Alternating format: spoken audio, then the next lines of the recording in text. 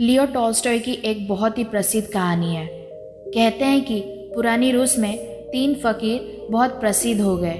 वो इतने प्रसिद्ध हो गए कि वहाँ का जो सबसे बड़ा पादरी था उसे उन तीनों फकीरों से बड़ी ईर्ष्या होने लगी, क्योंकि धीरे धीरे लोगों ने चर्च में आना ही बंद कर दिया था। चर्च से लोगों की भीड़ बिल्कुल गायब सी हो गई थी। अब सभी लोगों ने उन 3 फकीरों के पास जाना शुरू कर दिया था। वहाँ का प्रधान पादरी सोचता कि ये तीनों कौन हैं जो मेरे रहते संत बन गए, क्योंकि ईसाईयत में एक प्रथा है कि जब तक चर्च किसी इंसान को मान्यता ना दे तब तक वो संत नहीं बन सकता। पादरी बड़ा परेशान रहने लगा, क्योंकि लोगों में चर्च की लोकप्रियता दिनों दिन कम होती जा रही थी। लेकिन एक दिन तो हद ही हो गई। पादरी पूरे दिन चर्च में बैठा रहा, लेकिन एक भी व्यक्ति चर्च नहीं आया। पादरी के क्रोध का ठिकाना ना रहा। उसने निश्चय किया कि आज उन तीनों फकीरों की खैर नहीं। आज तो मैं उन तीनों को सबक सिखा कर ही रहूँगा।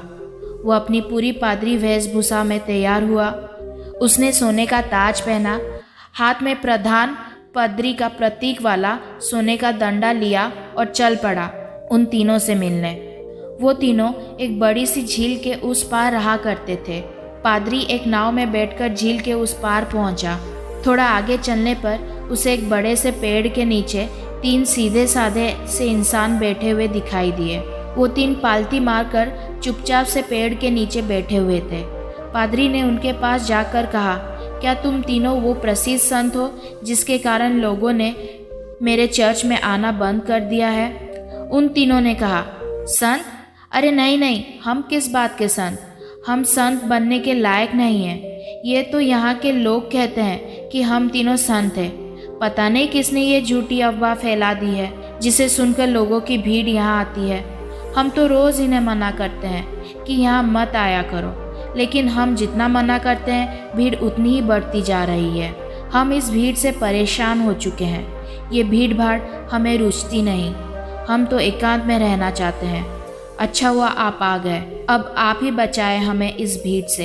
ये सुन वो पादरी तो खुशी से फूला ना समाया। सोचने लगा, ये तो बड़े ही भोले लोग हैं। खटिया खड़ी कर दूंगा इन तीनों की। आज तो इन तीनों को लाइन में लाकर ही जाऊंगा। पादरी ने पूछा, लेकिन तुम तीनों करते क्या हो? उन्होंने कहा, कुछ नहीं, बस इस पेड़ के नीचे बैठकर ईश्वर की प्रार्थना करते हैं। पादरी ने पूछा, बाइबल कहाँ है? उन तीनों ने अपना सर नीचे झुका लिया। पादरी ने पूछा, क्या हुआ? उन तीनों ने कहा, अब क्या बताएं आपसे, हम तीनों ही अनपढ़ हैं, हमें पढ़ना ही नहीं आता। बाइबल रख कर भी क्या करेंगे? ये सुनकर तो वो पादरी और भी खुश हुआ। सोचने लगा, अनपढ़ है फिर भी इतने सारे लोगों को बेवकूफ़ बना रखा है। इनको तो मैं आज सबक सिखा के रहूँगा। पूरे शहर के सामने उनकी बेइज्जती करूँगा। पादरी ने पूछा, फिर तुम लोग प्रार्थना कैसे करते हो? चर्च की प्रार्थना तुम्हें याद होगा ना? ये सुन उन तीनों ने फिर से अपना सिर नीचे झुका दिया। पादरी ने पूछा, अब क्या हुआ? तुम लोगों ने फिर से अपना सिर नीचे क्यों झुका दिया? उन्होंने कहा, क्या बताएं, बड़ी लज्जा आ रही है आपसे बताते हुए कि हमें प्रार्थना भी नहीं आती। पादरी ने आश्चर्य से कहा, क्या तुम्हें प्रार्थना भी नहीं आती? उन तीनों ने ना में अपना सिर हिला दिया। पादरी ने कहा, फिर तुम तीनों प्रार्थना करते कैसे हो? उन्होंने कहा, आपके चर्च की प्रार्थना तो बड़ी लंबी चौड़ी है। हम अनपढ़ गंवारों को याद ही ना हो पाई, और फिर गलत पढ़ने का कोई मतलब भी नहीं है। इसीलिए बहुत सोचने के बाद, बहुत गणित गढ़ाने के बाद हमने अपनी खुद की एक प्रार्थना बना ली। ये सुन पादरी जोर से चिल्लाया, क्या तुमने अपनी खुद की प्रार्थना बना ली? प्रार्थना तो सर्वमान्य होती है, शास्त्रों में लिखी होती है, हजारों साल पुरानी होती है। जीसस को तो प्रार्थना खुद परमात्मा ने सिखाई थी, लेकिन तुम लोगों ने अपनी खुद की प्रार्थना बना ली। उन्होंने कहा, हमसे बहुत बड़ी गलती हो गई, हमें माफ़ करें। हम अनपढ़ गंवार इंसान, हमें कुछ नहीं पता। अब आप हमें जो प्रार्थना सिखाएंगे हम वही प्रार्थना आज से करेंगे। हम आपके पैर पड़ते हैं, हमसे बहुत बड़ी गलती हो गई, हमें क्षमा करें और आप हमें अपनी वाली प्रार्थना सिखाएं। लेकिन पादरी के मन में भी जिज्ञासा जागी कि देखूं तो उन्होंने कौन सी प्रार्थना बनाई है। पादरी ने कहा, पहले तुम लोग मुझे अपनी प्रार्थना सुनाओ। उन्होंने कहा, नहीं महाराज, हम अनपढ़ों की प्रार्थना का कोई मतलब नहीं है। आप हमें और शर्मिंदा ना करें, आप हमें अपनी वाली प्रार्थना सिखाएंगे। लेकिन पादरी नहीं माना। इसीलिए पादरी के बार बार कहने पर आखिर में वो अपनी प्रार्थना सुनाने के लिए राजी हो गए। उन्होंने कहा, हमने बहुत सोचा, बहुत विचार किया, लेकिन हमें कोई प्रार्थना ना सूझी। फिर हमें याद आया कि ईसाईयत में तो भगवान के 3 रूप को माना गया है, इसीलिए हमने इस पर अपनी प्रार्थना बना दी। अगर आप हमारी प्रार्थना सुनेंगे तो हम पर हंसेंगे। इसके बाद वो तीनों चुप हो गए। पादरी ने कहा, अरे बताओ, मैं नहीं हंसूंगा। उन्होंने कहा, भगवान के 3 रूप हैं, इसीलिए हमने प्रार्थना बना दी कि हम भी 3, तुम भी 3, हम पर कृपा करो। ये सुन तो वो गंभीर पादरी भी हंस पड़ा। बोला, जिंदगी में बहुत प्रार्थना सुनी, पर ऐसी प्रार्थना कभी नहीं सुनी। वो मन ही मन सोचने लगा, बड़े बेवकूफ़ लोग हैं, आज तो इनकी अकल ठिकाने लगा कर जाऊंगा। इन तीनों को मेरे पास चर्च में आना ही पड़ेगा। उन तीनों ने कहा, आप हमारी छोड़िए, अपनी प्रार्थना सिखाइए, हम आज से वही करेंगे। पादरी ने उन्हें चर्च की प्रार्थना सिखानी शुरू की। उन्होंने कहा, एक बार और। पादरी ने फिर सुनाई। उन्होंने कहा, एक बार और। पादरी ने तीसरी बार सुनाई। उन्होंने कहा, एक बार और, कहीं भूल ना जाए। पादरी ने फिर सुनाई। उन्होंने कहा, एक आखिरी बार। और पादरी ने कहा, घबराओ मत, कभी कभी चर्च भी आया करो, धीरे धीरे तुम लोगों की भी ज़िंदगी सुधरने लगेगी, और अगर रोज़ आओगे तो ये प्रार्थना भी सीख जाओगे। उन्होंने कहा, जी, जैसे आपकी आज्ञा। पादरी बड़ा खुश हुआ।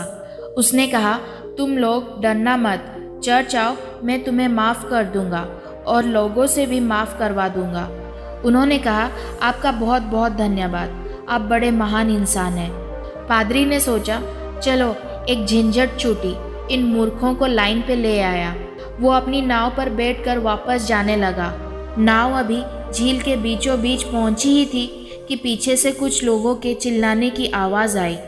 पादरी और माझी ने पीछे मुड़कर देखा तो उनकी आंखें फटी की फटी रह गई।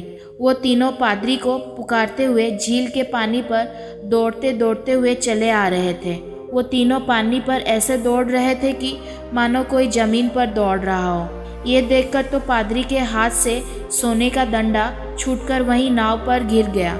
ये चमत्कार तो आज तक केवल जीसस ने ही करके दिखाया था। वो तीनों भागते हुए नाव के किनारे आकर खड़े हो गए और पादरी से कहने लगे, अब वो प्रार्थना हमें एक बार और सुना दें, हम उसे भूल रहे हैं। वो कहता है ऐसे शुरू होती है, ये कहता है ऐसे शुरू होती है, मैं कहता हूँ ऐसे शुरू होती है। हम तीनों में बहस शुरू हो चुकी है।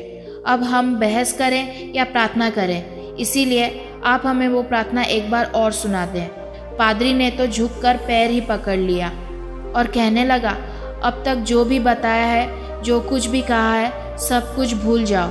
तुम्हारी प्रार्थना जीती और मेरी हारी। तुम्हारी प्रार्थना ही श्रेष्ठ है क्योंकि वो सुन ली गई है। और सच तो यह है कि अब से मैं भी तुम्हारी वाली प्रार्थना करूँगा। गलती तो मुझसे हुई है जो मैं तुम्हारी प्रार्थना को कम समझा, जबकि कमी तो मेरी श्रद्धा, मेरी आस्था में थी, कमज़ोरी तो मेरी प्रार्थना में थी। इसीलिए आप लोग मुझे क्षमा करें, बड़ा उपकार होगा। वो तीनों फ़कीर बोलते रहे कि आप एक बार हमें अपनी वाली प्रार्थना और सुना दें, लेकिन वो पादरी चुपचाप अपना सिर नीचे झुका के वहाँ से चला गया। लियो टॉल्स्टॉय की ये कहानी हमें सिखाती है कि ये ज़रूरी नहीं कि हमारे द्वारा किए गए प्रार्थना शास्त्रों से ही ली गई हो या वो बहुत प्राचीन हो, बल्कि हमारे द्वारा की गई प्रार्थना तो बस भक्ति और दिल से होनी चाहिए। आपको अगर हमारी कहानी अच्छी लगी तो वीडियो को लाइक करिए, चैनल को सब्सक्राइब करिए और हमेशा खुश रहिए।